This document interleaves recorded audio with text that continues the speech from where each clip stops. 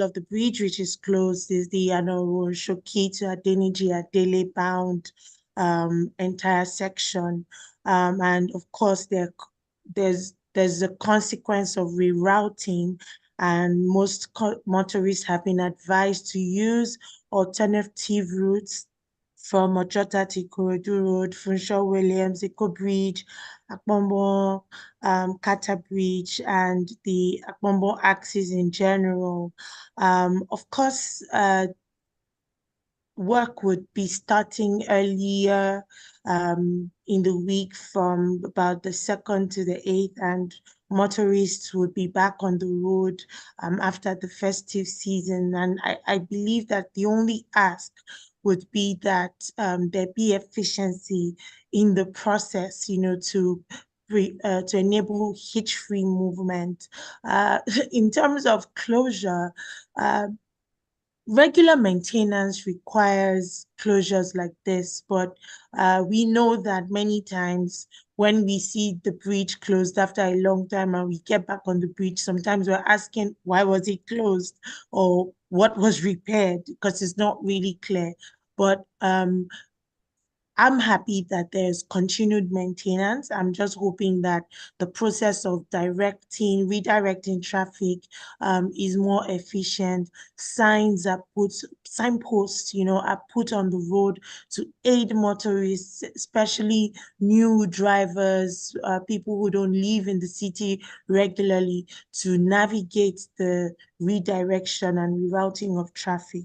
But let's hope that more and more we see this maintenance in an efficient manner, not too frequent to disrupt the system, but good enough to enable trust that the public officers are really taking responsibility for the management of the bridge.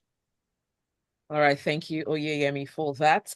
Let's move on to the next headline coming from Vanguard. The PDP is insisting that the 26 River State House of Assembly lawmakers who recently dumped the party for the APC are no longer members of the state legislature. Now, the National Legal Advisor of the PDP says even though the president may have intervened in the dispute between Governor Sim Fubara and the FCT Minister Nyesom Wike, the party still stands on what the Constitution says about defection.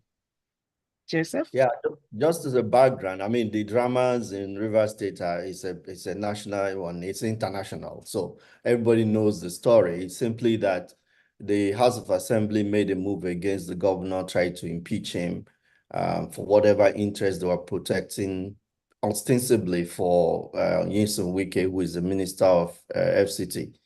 And then, of course, they decamped from their party, PDP, to APC. And of course, the PDP has declared their seats vacant by virtue of the relevant sections of the Constitution.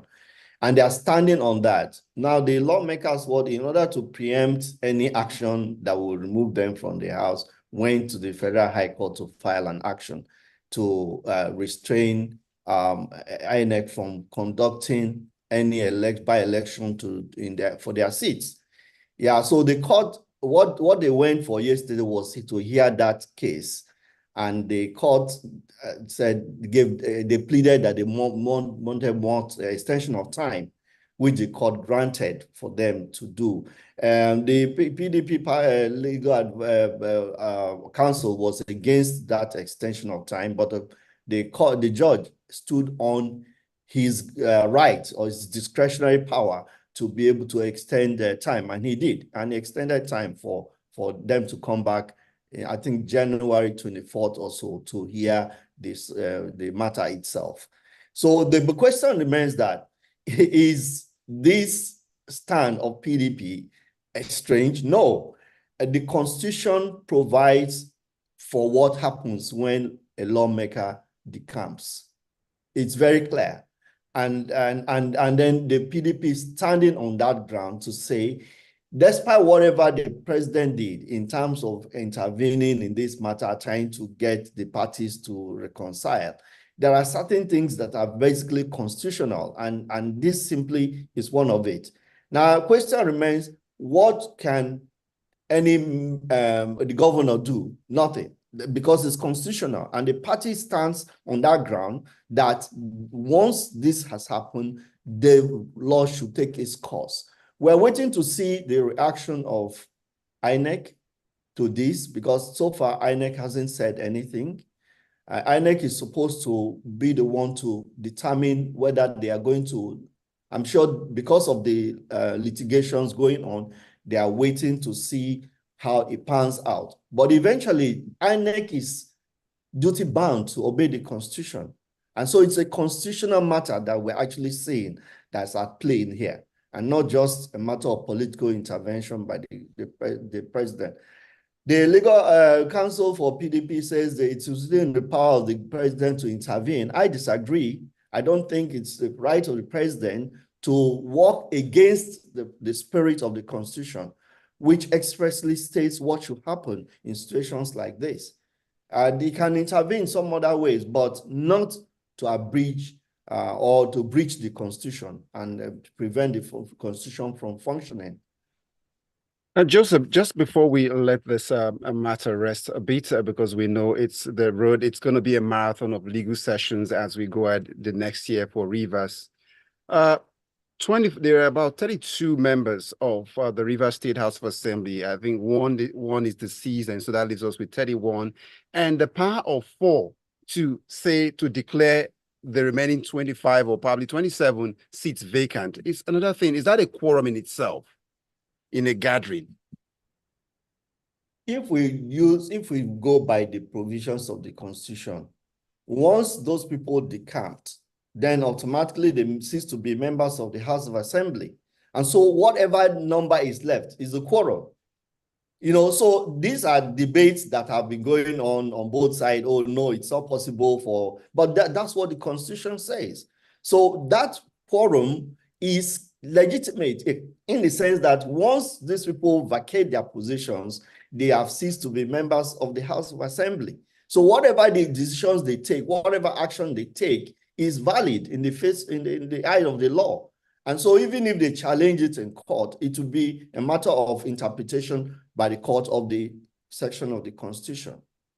Oyeyemi, it appears you want to stoke a little flame into this Rivers issue, or you want the waters to stay quiet in Rivers before we get to the next paper? I need the citizens of Rivers to breathe. The drama is too much. All right. And so breathe the will, as Oyeyemi have said. So let's reach out for a copy of the Daily Post newspaper this morning, where the headline comes through saying the Police Service Commission calls for disbandment of the police constabulary. That's what the paper is speaking of. But as you guide us through this story, I'd like you to also bring into context the story of 2 inglorious policemen who've been sent out of the force, and with the statements coming in saying they are part of the constabulary. And now we see that, could this be the reason why they're calling for a disbandment? They brought the organization to disrepute. Constabulary has been in disrepute forever. The entire police force is in disrepute. So I don't even understand why we would highlight just the constabulary. And just for general information for listeners, constabulary is like voluntary paramilitary part of the police force that supports the community policing, right? Most citizens don't even know the difference between constables and regular police officers. They dress alike, they are guilty of the same high-handedness, they're involved in similar crimes, they're involved in similar human rights, let's use the word offenses, right? Breaches.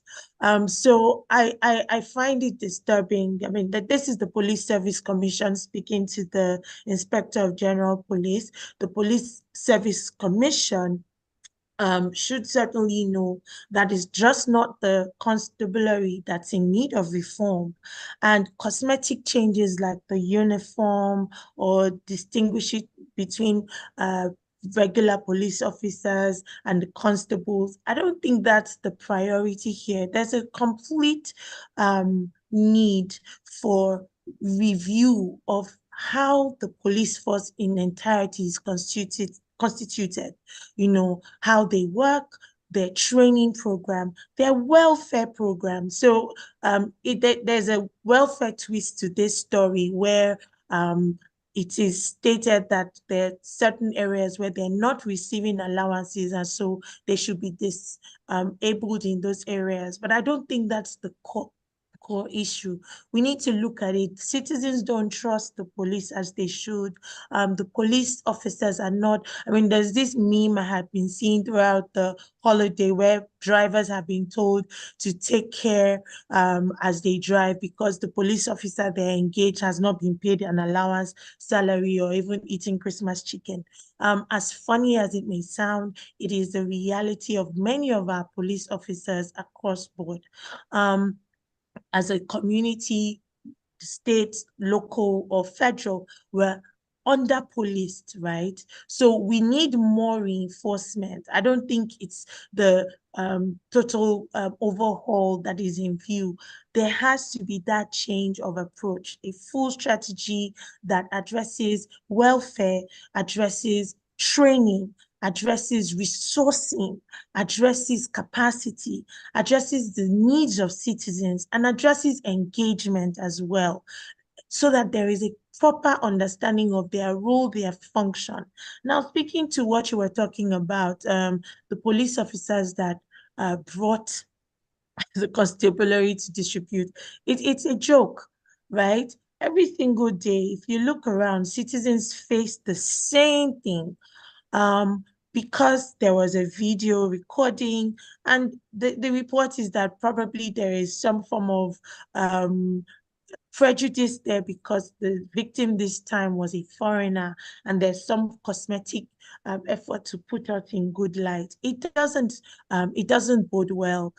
Police officers are servicing the communities, and whatever behavior they exhibit also shows what's going on. I saw the video. I was disappointed, but that's something that happens every time. And so if they've had this show of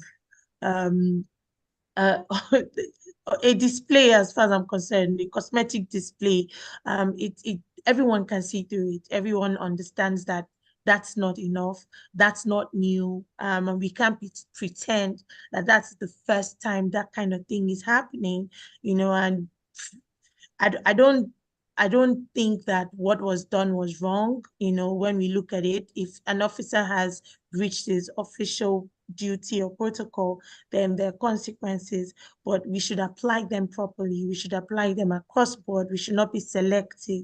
And lastly, I think the point to be made here is, if we really, really want our communities to work, then we need to equip our police officers mentally, training-wise, welfare-wise, and also improve how they work with citizens, you know, through proper exposure, through proper elongated training. There should be a new vision, right? So I was quite disappointed at the story because for me, it wasn't the right frame, you know, for the conversation. I believe that the work to be done with the police officer goes way beyond just a cosmetic reform or disbandment of constabulary. It has to put the citizens' needs at the forefront and the welfare of these officers at the forefront as well. It's been on for a long time. I mean, in 2020, we had all of the major outcry with EndSARS and all of that. These things are still on. These things require critical action. And so I hope that somehow the response from the IGP addresses the more holistic reform and puts that in the center. All right, thank you for that, Oyeyemi. You're still listening to Freshly Pressed on Smooth 98.1. We see the messages coming through. We'll take them shortly. Stay with us. Freshly Pressed continues.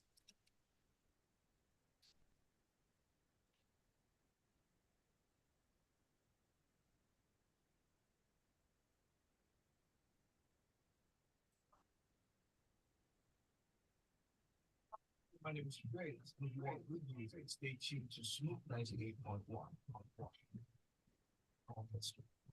you listening to the symphony of body parts rendered by the patient. When you walk, it's like watching a G-flat flow across an octave centered by a C sharp. When you talk, the cadence of your voice is a tenor saxophone, making love to a cello at the back pitch. You are so smooth. Why we keep it here at 811. This is just an agent signing.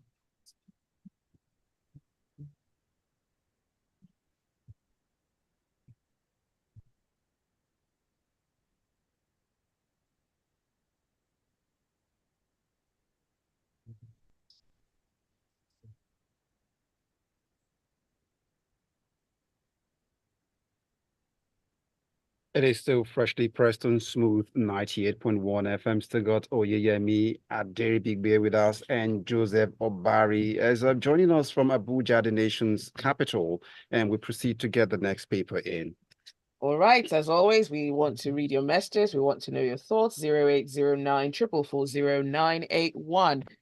From The Nation, the APC says it has perfected plans to launch its electronic registration to expand its reach as well as develop a reliable database. This is according to the APC's national chairman, Abdullahi Ganduje. Okay, yeah, this is a very interesting development because for a very long time, political parties in Nigeria have failed to deepen democracy by their internal processes. And for a party to come up to say they are going to go for e-registration, it sounds so very novel and interesting, but it's no big deal.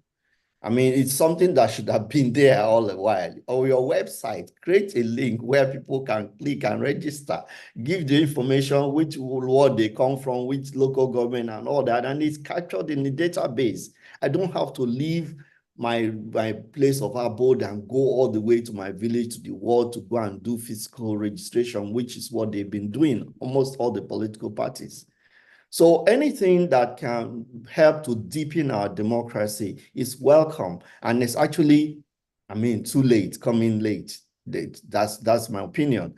But interesting thing said here about them trying to ensure that they talk about establishing an institute, a think tank more or less, that will help them to this process of deepening democracy. It says that they expect to have this national institute that would be working with them in deepening the principles of democracy.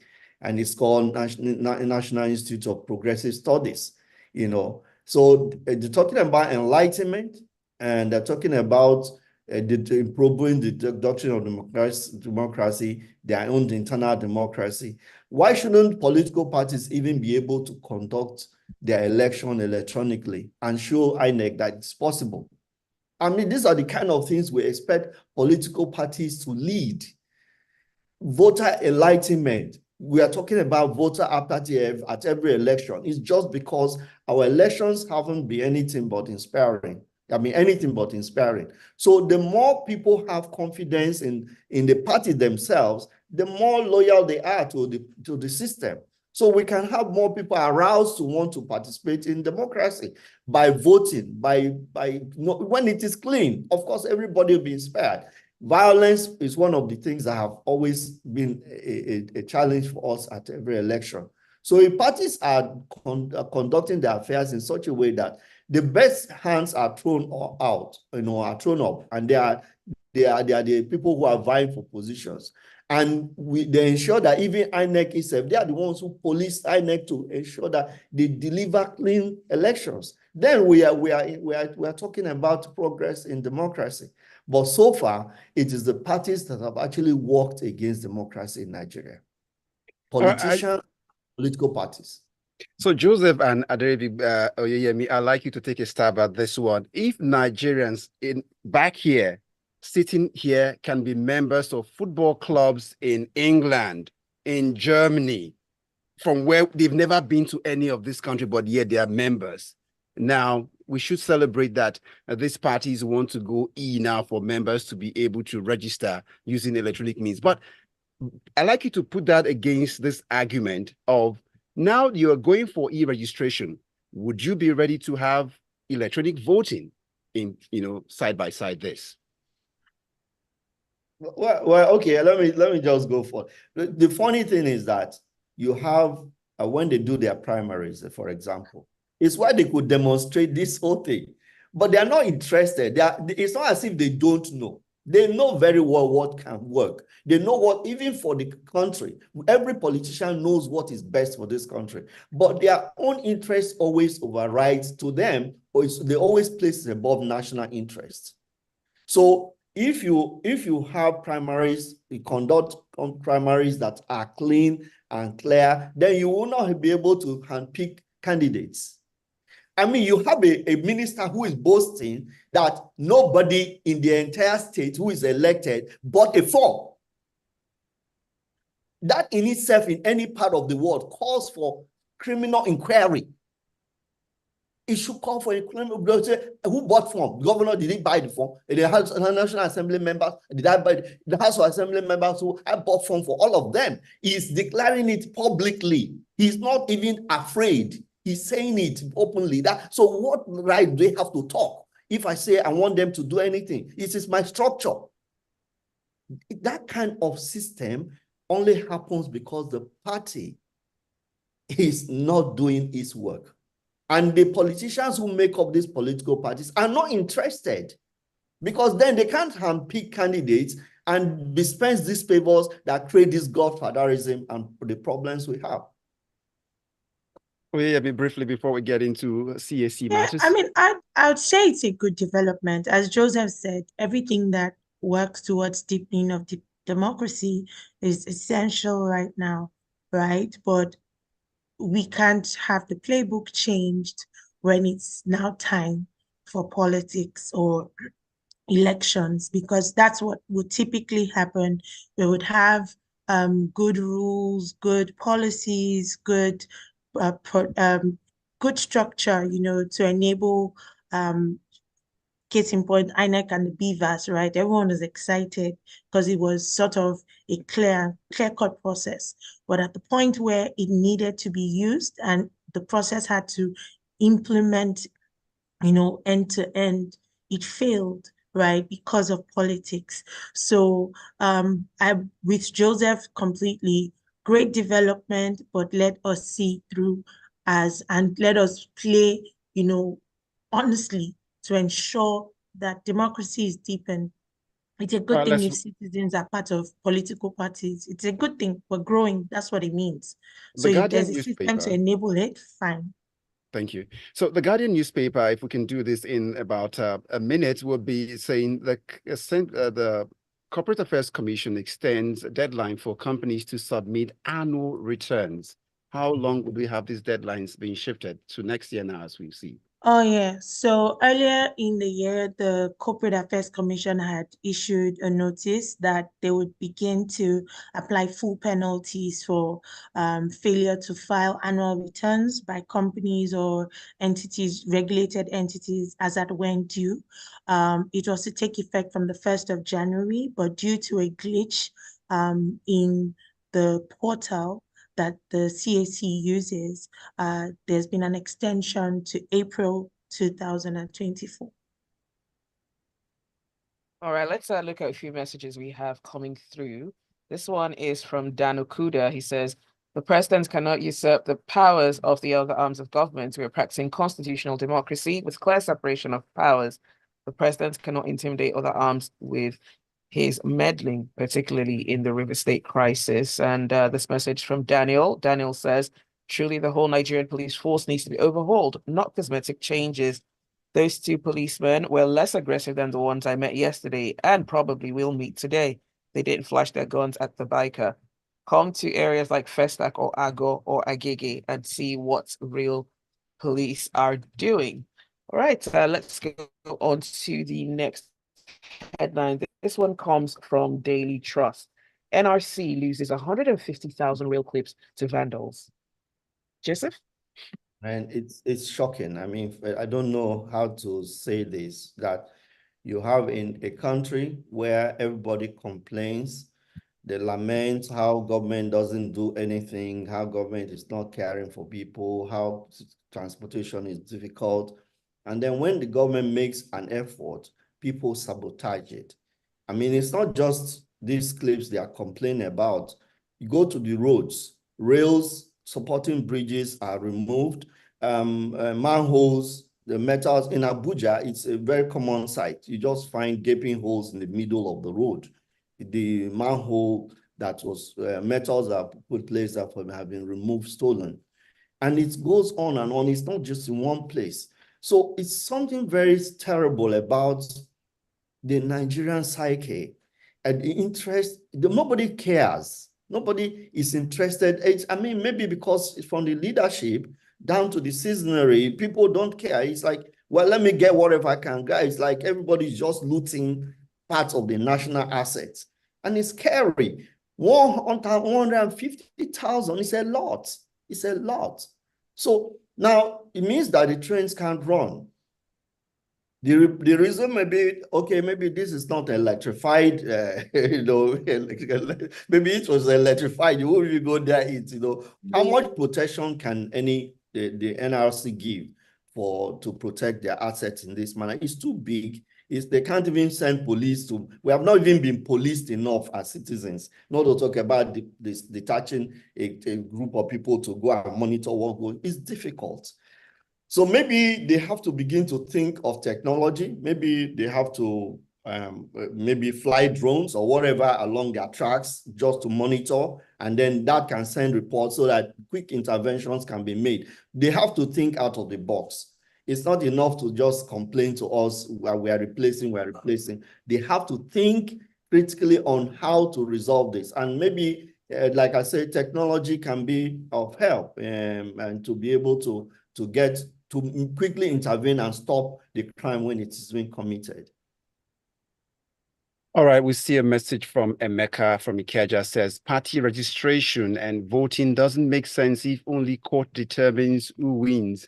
We should focus more on court decisions than voting, Emeka's message. Ajayi Olonilua from Agodo GI Sherry comes with a message and he says, the complaint of the Police Service Commission about the police constabulary is like leaving leprosy to treat the sore.